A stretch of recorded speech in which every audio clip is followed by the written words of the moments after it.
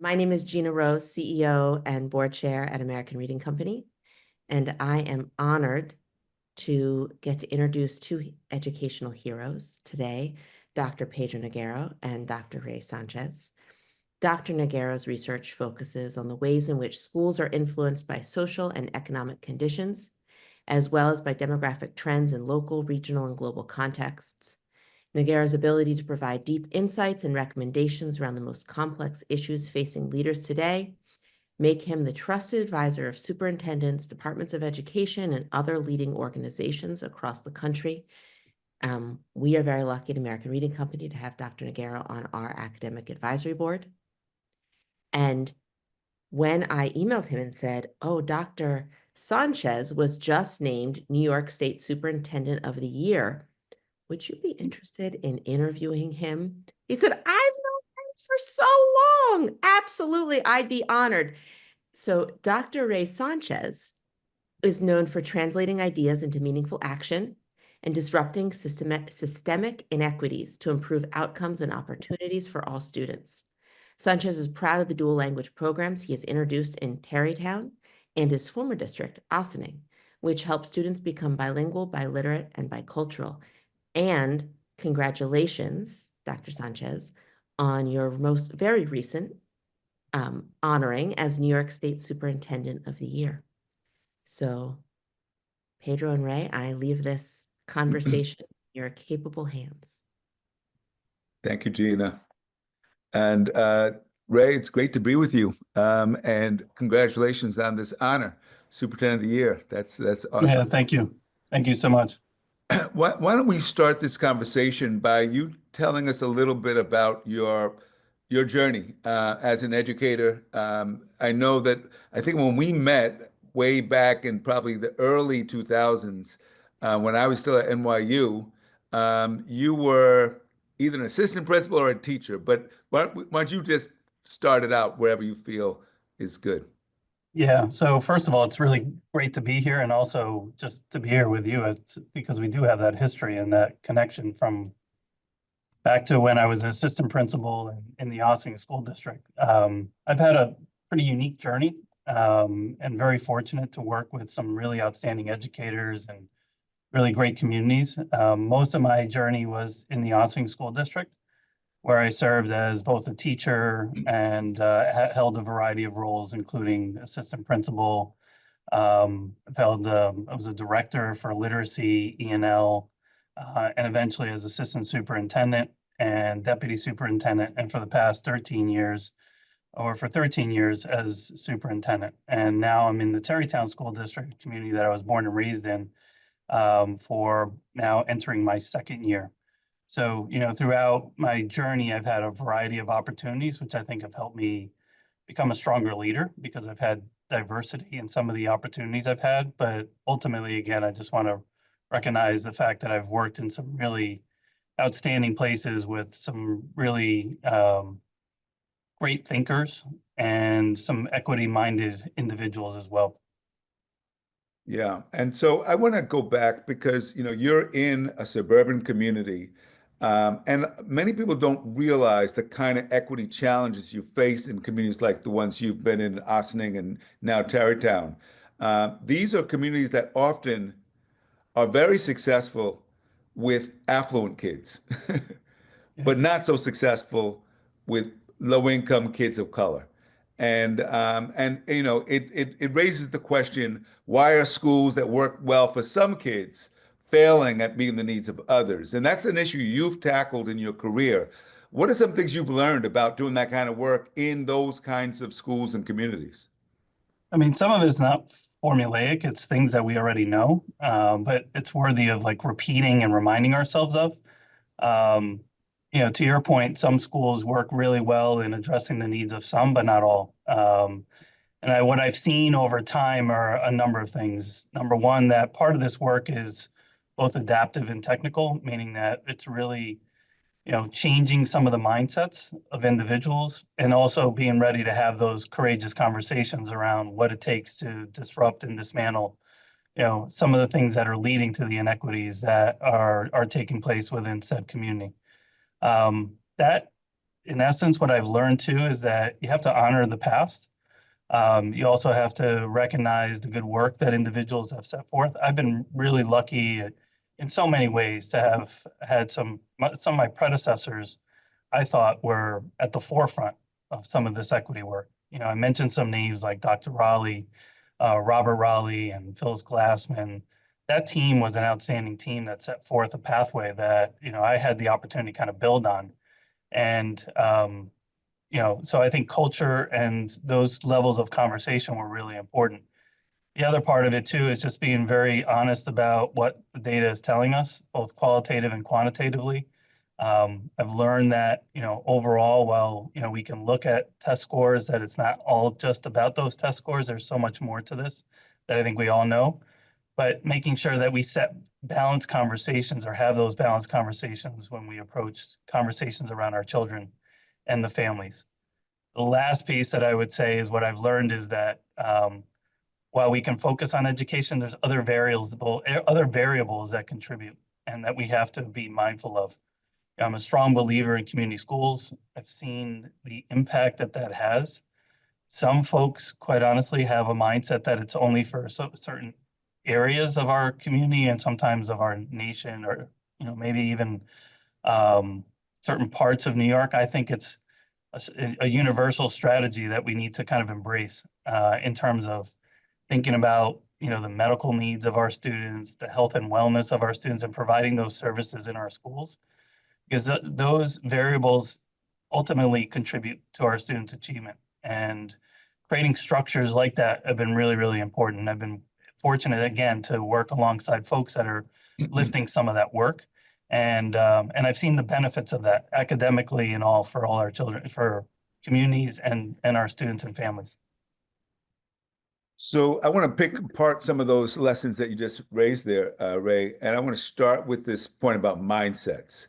How do you change mindsets? I've worked in many districts that have demographics that are similar to yours, you know, where there's an affluent community, and that is historic in that area. And then now there's an increase in the number of children of color, recent immigrants, et cetera, and that's where you see the disparities.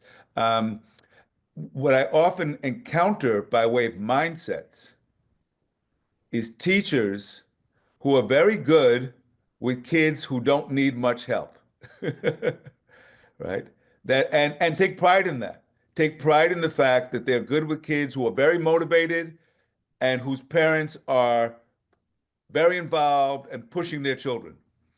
But those same teachers not only struggle with kids who come in less motivated with greater needs, but often end up blaming the kids or their parents for why they're not making progress.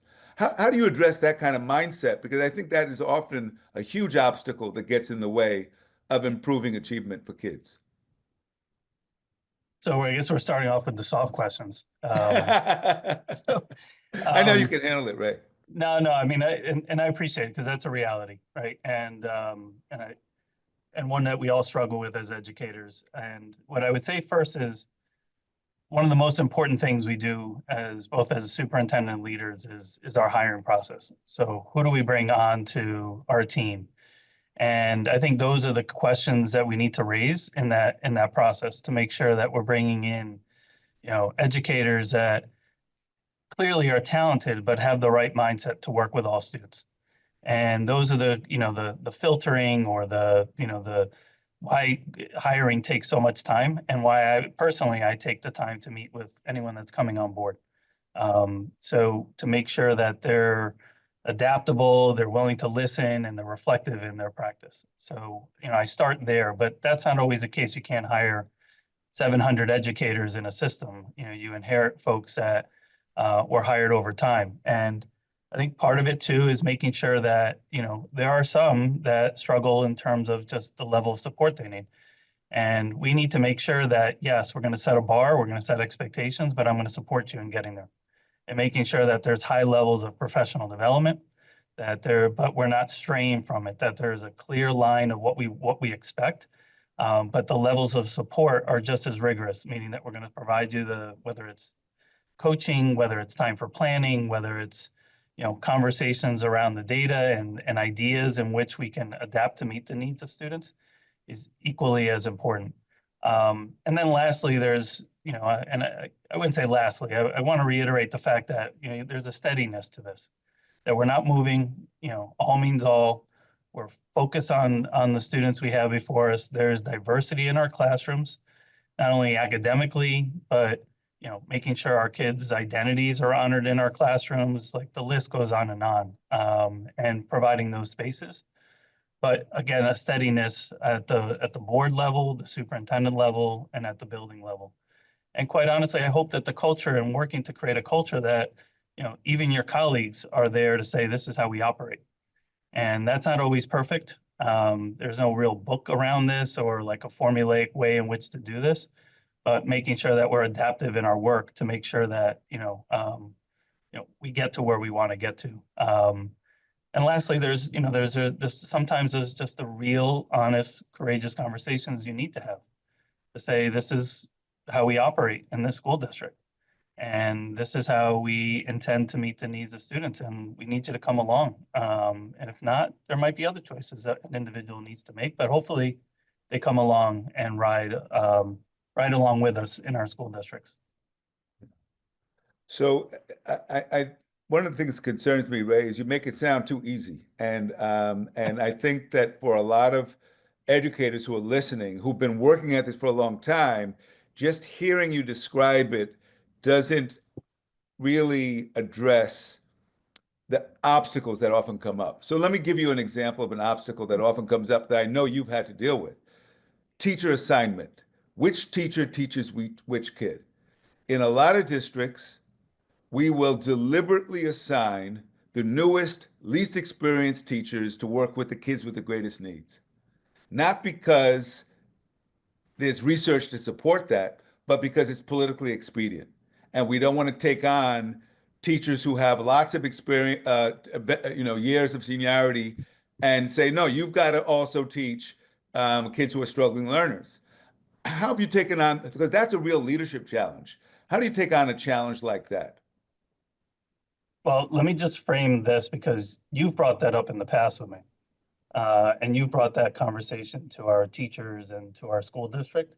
And you continue to raise that question of like, who are getting, who are the individuals in, let's just say, those class sets of students, and who's working with some of our most vulnerable students. And I think, quite honestly, that learning still lingers to a point where I remember. And we, I've had conversations with building leaders around that. We've actually dived into looking at our students from cohort to cohort, who are the teachers that they've had, and had to make some of those changes. Not always the most popular changes, but the ones that we stay steady with to say this is the right decision.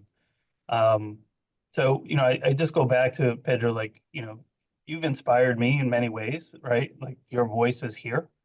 Some of the things that you shared, and we've had work in Ossining, and still listen to your podcast or anytime you have a chance to speak, listening to it, and this resonates with me.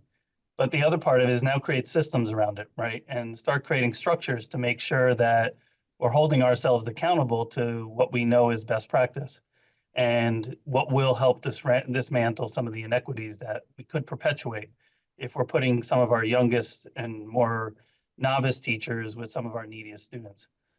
Again, that's not always popular, but I think, again, it goes back to what I said before. You have to stay steady. Like, this is how we're going to operate. Here's what the research says, right? I think it's 2 years of, an ineffective teacher could have a significant impact on a child's journey through, a system. So, raising that and then setting, like I said, the structures to have those conversations. What I could share with you again is that those changes have taken place. We've had those conversations in both settings that I have the opportunity to work in. Here, we're just starting, but they merit the dialogue, and it's not always about comfort. It's just going back to what's right for kids. Yeah. No, I appreciate that. And I appreciate just the fact, your clarity about, how to set clear priorities and how to, follow through, because I think that also distinguishes the districts you've been in and the success you've generated with the others, who are, it's so easy to lapse into blame, blaming kids, blaming teachers, blaming is not a strategy for change.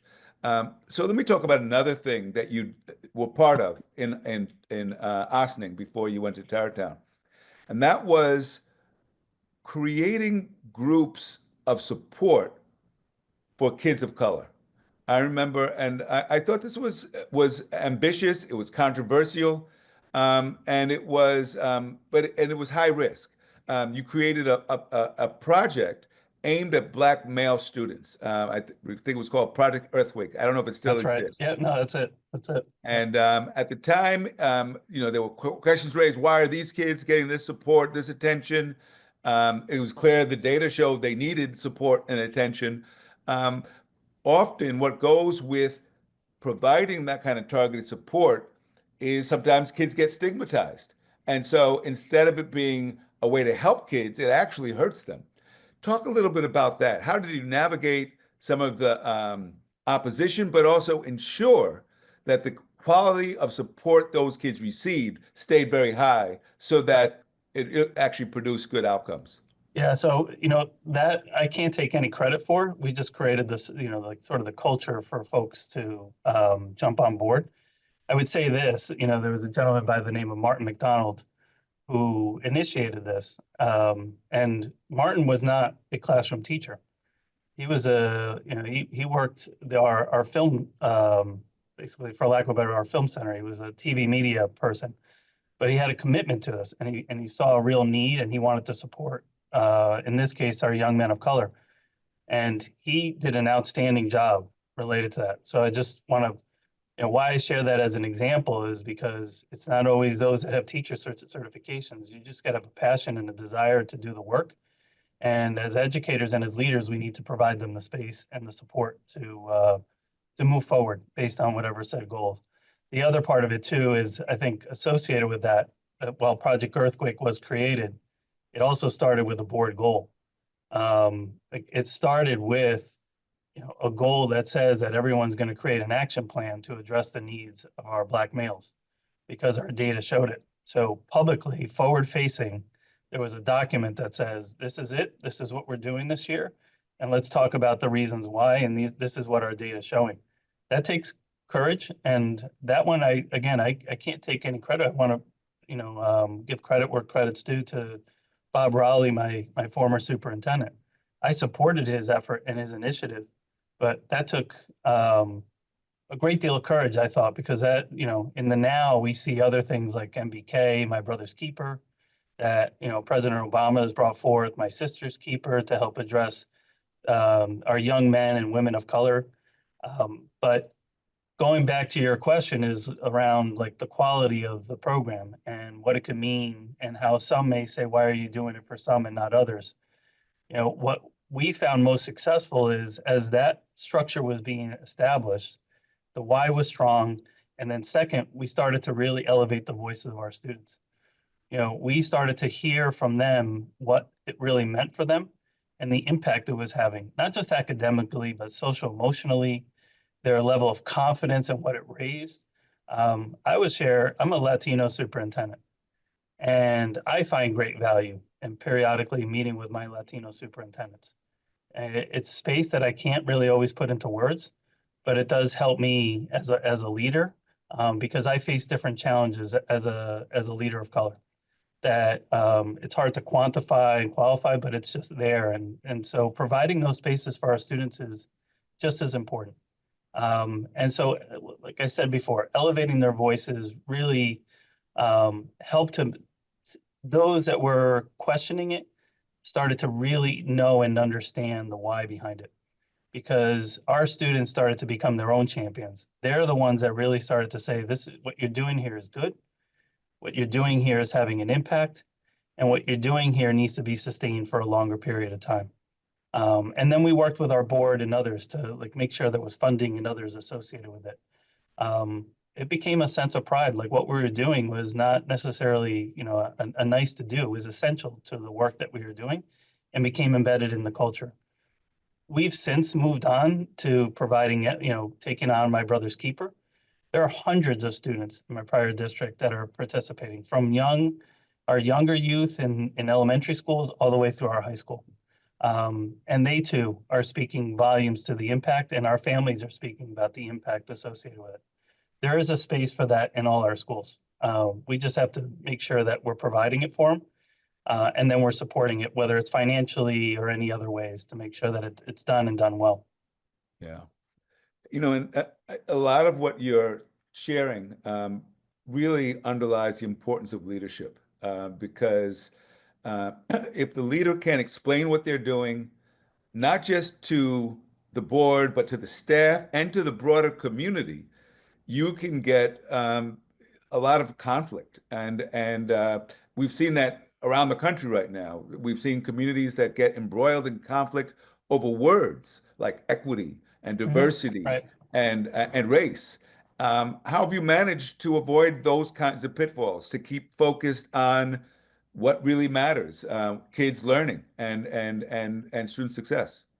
Yeah. So, I mean, I think number one, it matters, the culture matters, and you need to understand your school community. And working hard to know and understand that. That's something that I've, as a leader, tried to really, yeah, there's a phrase I use, you got to dig before you can build. And so really digging deep into the roots and understanding, the history and then the current mindsets of individuals is really, really important. And also knowing that sometimes you got to kind of pause and then redirect some of the thoughts and words that you hear with facts and figures, and for lack of a better word.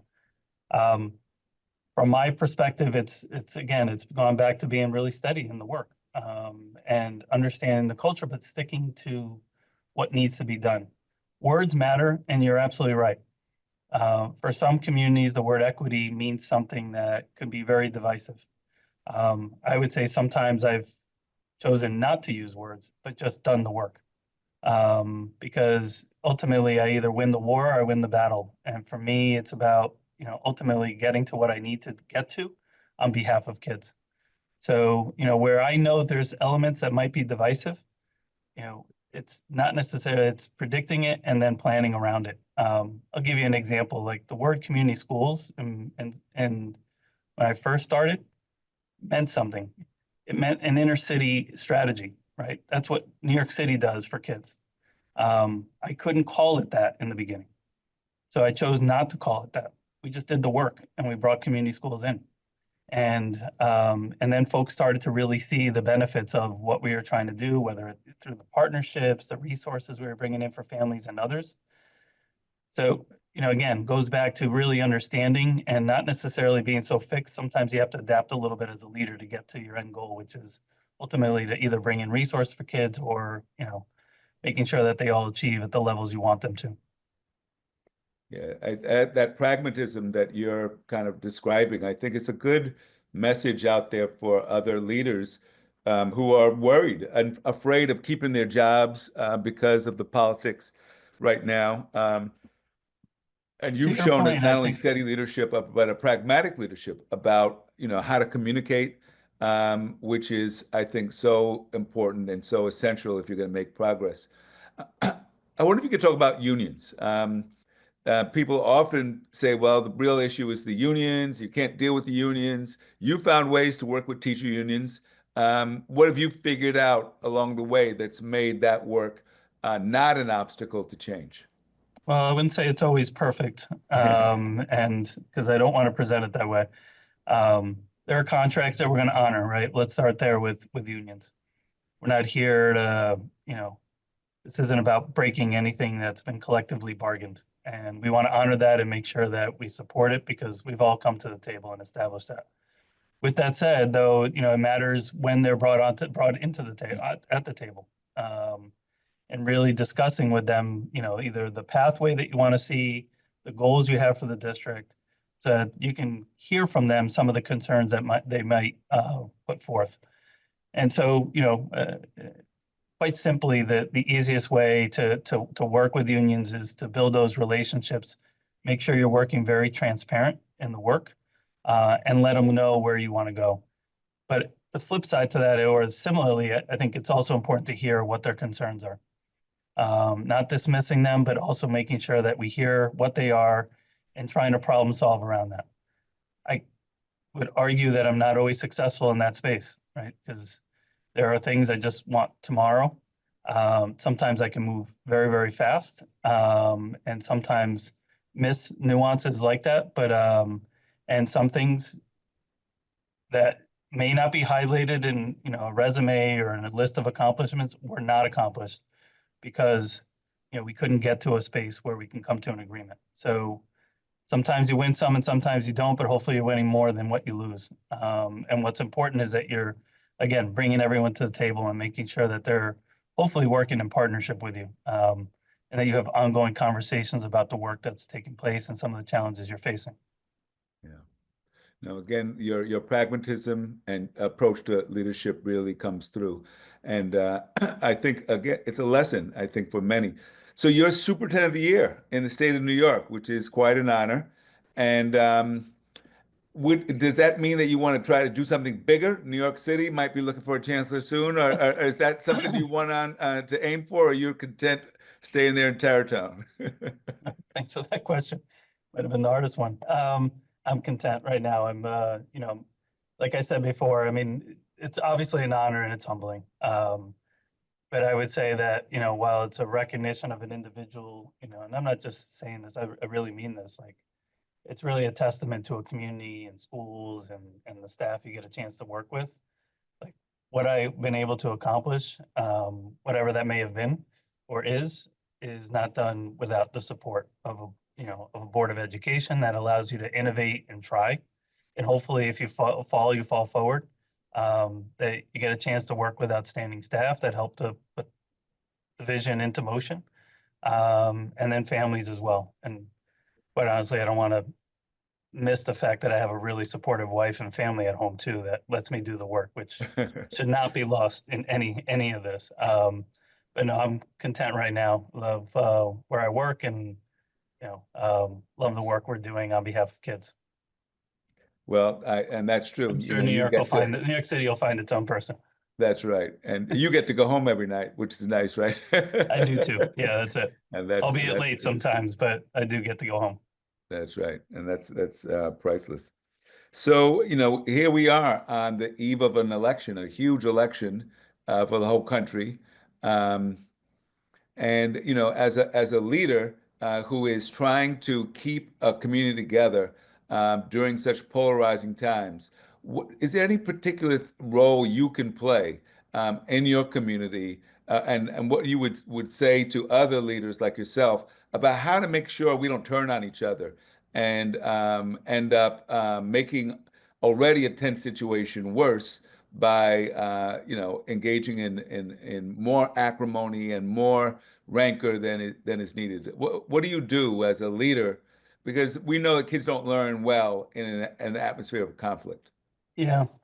So I mean, the statement is if you can predict it, you can plan for it. So you can, some of the things that we can anticipate potential conflict, and it might trickle into our schools as well.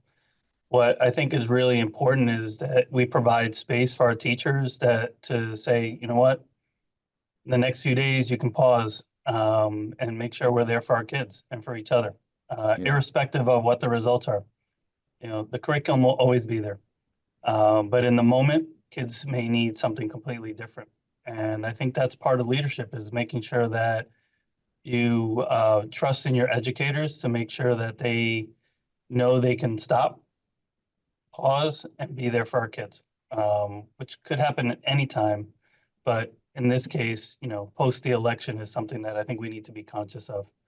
Some have said, hey, do you put out a letter? Do you send something out to families? Do you do anything else? I've done in the past, but this time, every time I speak to families is our kids are always going to be safe. We're always going to be there for them, and we're going to continue to do that irrespective of the results of the election. So I think, in summary, probably the easiest thing we say is just make sure that staff know that they can pivot from the work that they may or the lesson plan that they had prepared. And you need to be there in the moment for our kids. The other part of it too is knowing that they too may need some help. irrespective of the results. And that if they do, they should be able to, they should feel comfortable enough to make that request, and that the district will be there to support them as well. I think that's part of leadership. It's being empathetic, and also understanding and providing that space for everyone, particularly if you can predict that those might be the cases.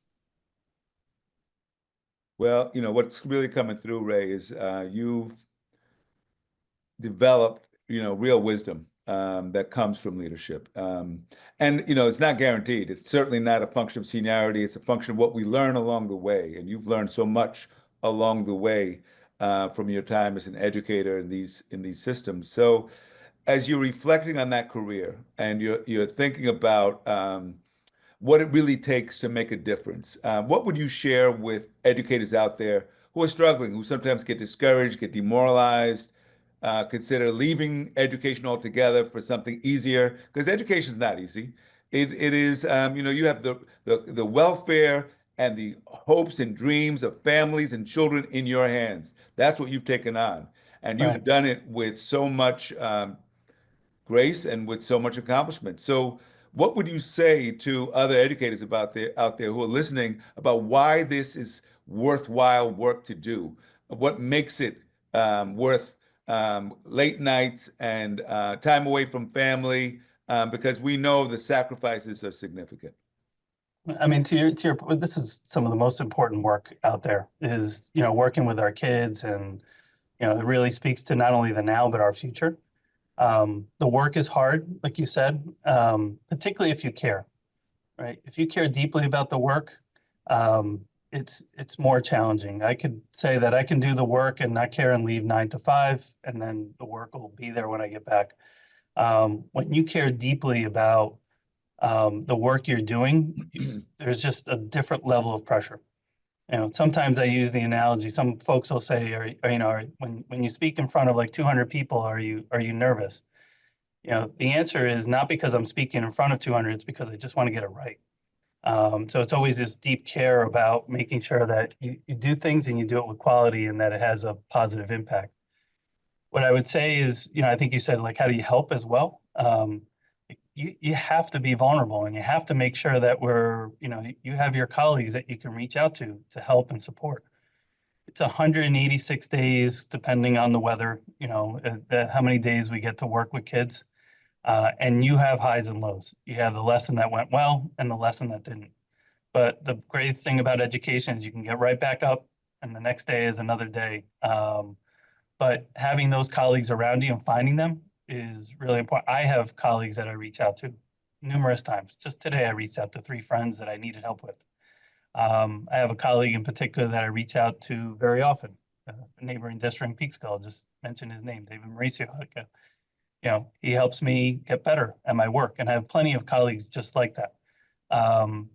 So I think making sure you have that network, because if you adapt an insulary and just solo kind of approach, you will burn out. And you need to find other outlets to make sure that you're keeping, yourself, just healthy in general from a mindset perspective and your physical health as well.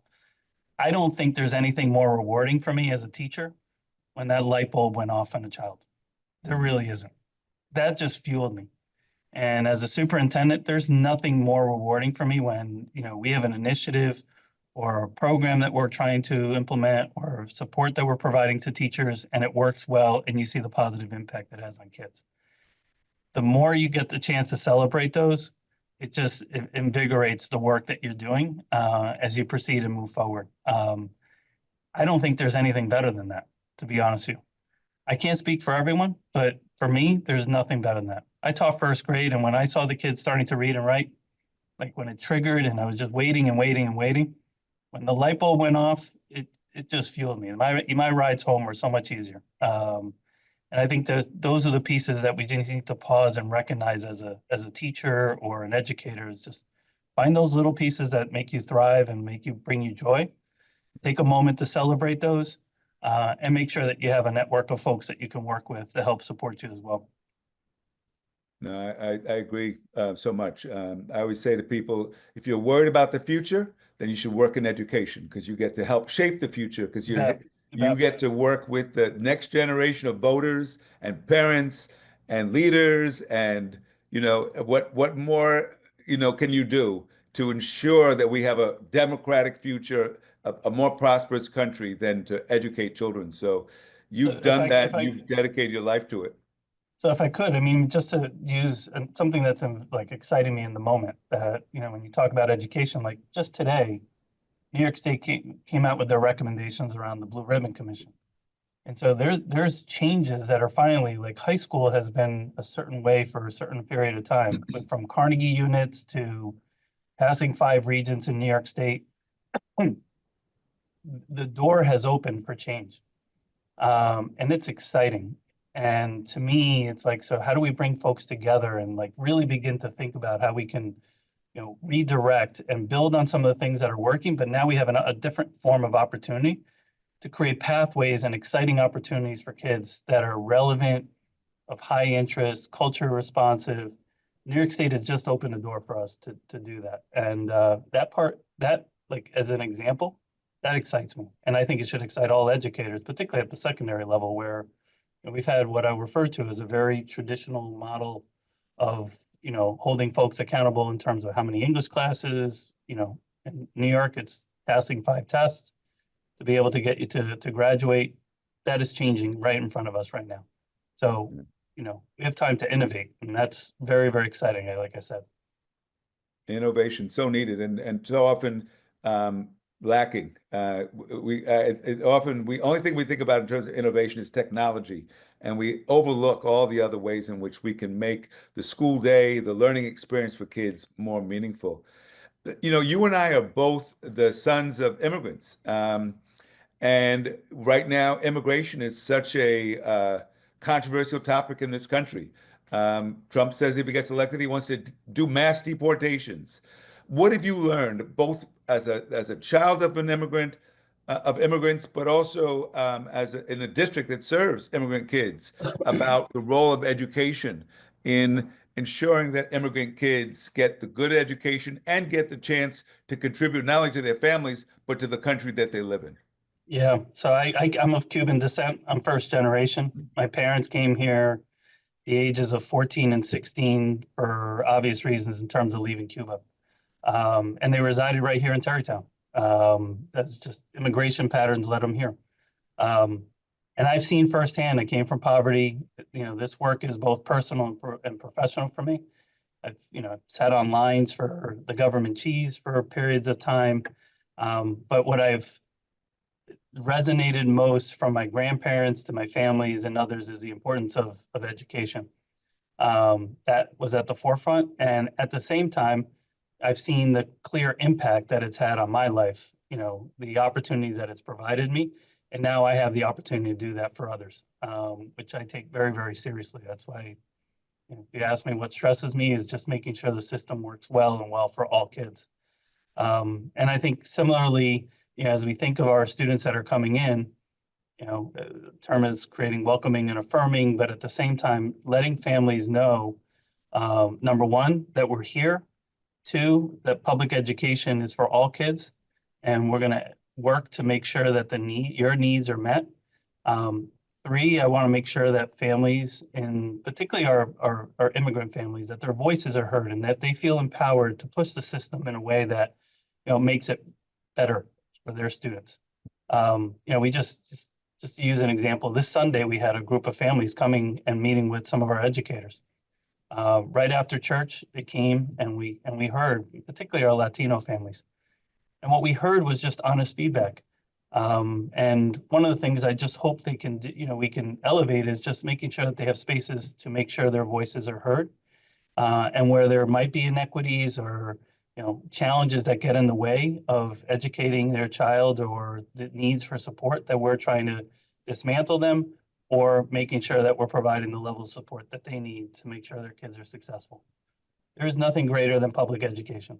It is for all kids, and irrespective of who comes into our system, they're the, we're going to make sure we provide the best possible educational setting, that we love them upon entering, and that we honor their identities in these spaces, which is as much as we're talking about education, we need to make sure that that's also a key piece, that we honor the identities of our kids. We got to develop systems that are continuously evolving around the students that are in a district. Pedro, you mentioned Ossining. Like Ossining, I think when you were there was 40% maybe Latino. It's now at 60%. Wow. So it's incumbent upon us to be, we got to change, some structures in the cases.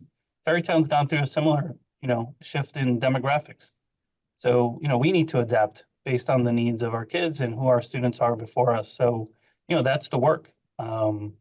It's, not at status quo, but ever evolving and changing to make sure we meet the needs of immigrant students or students that have been here for generations. Well, you've said a couple of times the importance of honoring the identities of our kids.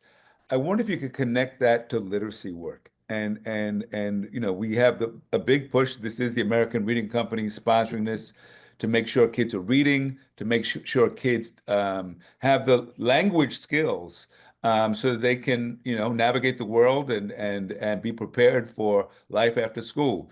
How do you do that by honoring their identities as well? Well, I mean, let's use American Reading Company like as an example. There's high quality literature. There's culturally relevant books in the libraries of our students of high interest that they see themselves in the text that we're providing them. One of the things that's been really important, there was a reference to dual language programs. I want to make sure that the materials that our students are getting aren't translated materials, that it's authentic text, that kids are reading, authentic Spanish literature. And that's been at the forefront of any decisions we've made in terms of whether it's a reading program we're choosing or the resources we're choosing for our kids. And that's the work. But if you have those as your filter, you're going to make real positive decisions as it relates to literacy. And I've seen the positive impact it's had on student achievement as it relates to that. Some more incremental, and sometimes we've seen some real nice jumps as it relates to our students. So yes, it's the pedagogy, but also having the, key resources for our kids is really important. Well, you are doing it, and you're an inspiration, Ray. And to say I knew you when, and now see you get this accolade and this award, it does say a lot about your career and the impact you've had. And I just want to wish you the best. I know you're still young. You got some good years left ahead of you in leadership. Tarrytown's lucky to have you in this role. And I want to continue to hear good things. I worked with another district in Pennsylvania that won, where the superintendent won superintendent of the year twice, 2 years. So it's not uncommon to get it again because you're doing such good work. So I expect to continue to see that to be the case. Well, I just want to thank you because you inspired. You helped me as a leader. I already made reference to a few times in which kind of like lingers in my head a little, called the little Pedro voice and kind of these reminders. So thank you for all you're doing to inspire not just myself but all leaders across our country, because I know the impact you have every time you speak. Say Thanks, it's like Ray. EF and it's like everyone stops to listen because it's perfect. All right. It was good talking to you. I see Thanks. Gina's back, so it looks like our time is up. It's been great speaking with you, Ray. Yeah, thank you. Well, I want to say thank you so much to both of you. And I just, it was hard to keep track of all of the words of wisdom. I was trying to collect them. The work is challenging, especially if you care deeply. You got to dig before you can build. I love that one. Don't fight battles over words, just do the work to win the war. Isolation is the enemy of health, success, innovation, and survival in education. And if you're worried about the future, work in education. Just, we are, oh, if you can predict, plan for it. There were more. There were so many more. Those are the only ones but I want to say thank you so much to both of you. What a refreshing time and space this evening was in this week, especially.